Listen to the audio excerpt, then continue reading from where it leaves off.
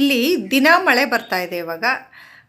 ಗಿಡಗಳನ್ನ ಹಾಕ್ಕೊಳ್ಳೋಣ, ಮಳೆ ಬರಲಿ, ನೆಲ ಸಾಫ್ಟ್ ಆಗಲಿ ಅಂತ ವೆಯ್ಟ್ ಮಾಡ್ತಾ ಇದ್ದೆ. ಹಾಗಾಗಿ ಇವತ್ತು ನೆಲ ಸಾಫ್ಟ್ ಮಾಡ್ಕೊಳ್ತಾ ಇದ್ದೀನಿ ನಾನು.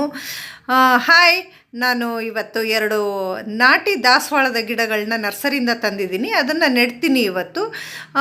ಇದು ಅರಿಶಿಣದ ಗಿಡ ಮತ್ತು ನೆಲನೆಲ್ಲಿ ಗಿಡ.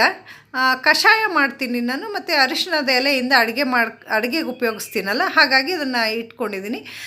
ಮೊದಲಿಗೆ ನೆಲ ಸಾಫ್ಟ್ ಮಾಡ್ಕೊಂಡಾದಮೇಲೆ ಗುಂಡಿ ತೆಕ್ಕೊಳ್ತೀನಿ. ಗುಂಡಿ ತೆಕ್ಕೊಂಡ ನಂತರ ಅದಕ್ಕೆ ಕಾಂಪೋಸ್ಟ್ ಹಾಕ್ಕೊಳ್ತಾ ಇದ್ದೀನಿ. ಕಾಂಪೋಸ್ಟ್ ನಾನೇ ಮನೇಲಿ ಕಿಚನ್ ವೇಸ್ಟ್ ಮತ್ತು ಸಗಣಿ ಎಲೆಗಳು, ಒಣಗಿದ ಎಲೆ ಎಲ್ಲ ಹಾಕ್ಬಿಟ್ಟು ಕಾಂಪೋಸ್ಟ್ ರೆಡಿ ಮಾಡ್ಕೊಳ್ತೀನಿ. ಒಂದು ಸ್ವಲ್ಪ ಚಿಟಿಕೆ ಅರಿಶಿಣದ ಪುಡಿ ಹಾಕ್ಕೊಳ್ತಾ ಇದ್ದೀನಿ ಅದಕ್ಕೆ 2 ಗುಂಡಿಗಳಿಗೂ ಸಹ.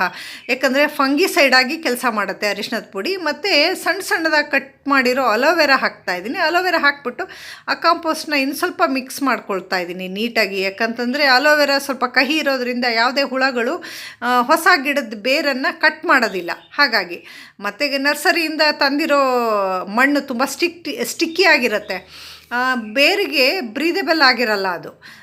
ಹಾಗಾಗಿ ಅದನ್ನು ಸ್ವಲ್ಪ ಮಣ್ಣನ್ನು ತೆಗಿತೀನಿ, ಸಪೋರ್ಟಿಗೆ ಸ್ವಲ್ಪ ಇಟ್ಕೊಳ್ತೀನಿ. ಮತ್ತು ಈಗ ಆ ಗುಂಡಿಗಳಲ್ಲಿ 2 ಸಸಿಗಳನ್ನ ಇಟ್ಬಿಟ್ಟು ಸುತ್ತಲೂ ಮತ್ತೆ ಇನ್ನೊಂದಷ್ಟು ಕಾಂಪೋಸ್ಟ್ ಹಾಕ್ಕೊಳ್ತೀನಿ.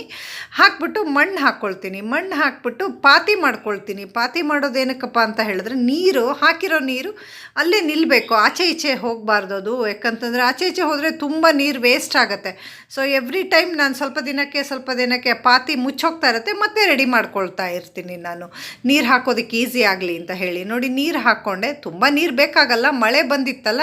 ಆದ್ರೂ ಹೊಸದಾಗಿ ಪ್ಲ್ಯಾಂಟ್ ರೂಟ್ಸ್ಗೆ ಸ್ವಲ್ಪ ಏಟಾಗಿರುತ್ತಲ್ಲ, ಸ್ವಲ್ಪ ಅದನ್ನು ನೀರೆಲ್ಲ ಹಾಕಿ ಪ್ಯಾಂಪರ್ ಮಾಡಬೇಕು. ಮತ್ತು ಪಿಂಕ್ ಮತ್ತು ವೈಟ್ 2 ಹಾಕಿದ್ದೀನಿ, ಸಿಂಗಲ್ ಪೆಟಲ್ ಅದು. ಮತ್ತು ಇನ್ನೊಂದು ವಿಡಿಯೋ ಜೊತೆಗೆ ಮತ್ತೆ ಸಿಗ್ತೀನಿ. Thank you for watching. Bye.